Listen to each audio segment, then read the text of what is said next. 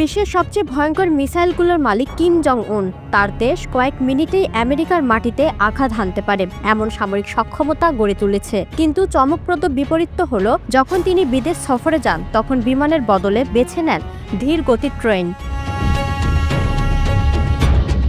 একদিকে পারমাণবিক শক্তি দিয়ে দাপট দেখাচ্ছেন, অন্যদিকে ভরসা রাখতে পারছেন না একটি আধুনিক বিমানের উপর। বিশ্লেষকরা বলছেন, এ যেন উত্তর কোরিয়ার ক্ষমতার প্রদর্শনী আর সীমাবদ্ধতার একসাথে প্রতীক। চীনের সামরিক কুচকাওয়াজে যোগ দিতে সোমবার দেশ ছাড়েন কিম জং উন। তবে এর আগে তিনি ঘুরে আসেন ক্ষেপণাস্ত্র ইঞ্জিন তৈরির কারখানা থেকে। বিশ্বকে দেখিয়ে দেন উত্তর কোরিয়া শুধু কথায় নয়, বাস্তবে ভয়ঙ্কর সব অস্ত্রের মালিক। এই বার্তায় যেন তিনি নিয়ে গেছেন বেইজিংয়ে, যেখানে তার সঙ্গে বসার কথা চীন, রাশিয়ার শীর্ষ নেতাদের।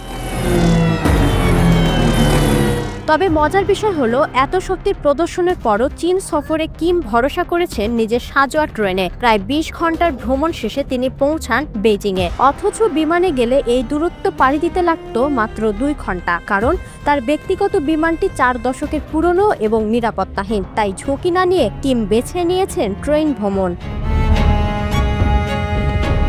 কিমের ট্রেন কোনো সাধারণ ট্রেন নয়, এটি বুলেট প্রুফ, বিস্ফোরক প্রতিরোধী এবং অত্যাধুনিক নিরাপত্তা সুবিধায় সাজানো। আছে স্যাটেলাইট যোগাযোগ ব্যবস্থা, মেডিকেল ইউনিট, এমনকি বিলাসবহুল বৈঠকখানা। উত্তর কোরিয়ার প্রচারণায় এই ট্রেনকে কিম পরিবারের শক্তির প্রতীক হিসেবে তুলে ধরা হয়। অতীতে তার বাবা ও দাদাও ট্রেনেই বিদেশ সফর করেছেন। ২০১৮ সালে সিঙ্গাপুরে ট্রাম্পের সঙ্গে বৈঠকে যাওয়ার সময় কিম নিজের বিমানে ওঠেননি। তখন ভরসা করেছিলেন এয়ার চায়নার একটি ভাড়ায় নেওয়া বিমানের উপর। আর এবার এত বড় আন্তর্জাতিক আসরে বিদেশি বিমানে চড়া কিমের জন্য ছিল কূটনৈতিক অস্বস্তির ব্যাপার। তাই আবারও ফিরেছেন তার পুরনো ভরসা ট্রেনে। এমন সিদ্ধান্ত শুধু নিরাপত্তাজনিত নয়, বরং রাজনৈতিক বার্তাও বয়ে আনে। বিশ্লেষকরা বলছেন, কিম দেখাতে চাইছেন তার দেশ শত্রুদের ঘিরে থাকলেও তিনি অটল ও নিরাপদ। ধীরগতির ট্রেন ভ্রমণ তার শাসন ব্যবস্থার ধৈর্য এবং অবিচলতা তুলে ধরেছে। অন্যদিকে তার মিসাইল কারখানা সফর ছিল বিশ্বকে জানান দেওয়া, উত্তর কোরিয়া পারমাণবিক কর্মসূচি অপরিবর্তনীয়।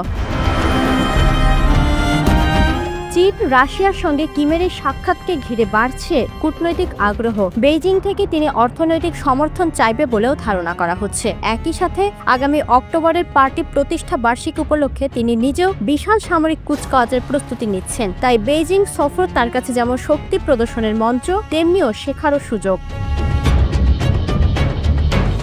সব মিলে উত্তর কোরিয়ার নেতা কিম জং উনের এই সফর এক অনন্য বিপরীতর গল্প। আকাশ ছোঁয়া মিসাইল শক্তি থাকা সত্ত্বেও তার পা মাটিতে আটকে থাকে ট্রেনের কামরায়। একদিকে ভয়ঙ্কর সামরিক ক্ষমতা, অন্যদিকে প্রযুক্তিগত সীমাবদ্ধতা। দুটি চিত্রই যেন কিমের ভ্রমণের সাথে বিশ্বকে নতুন বার্তা দিচ্ছে।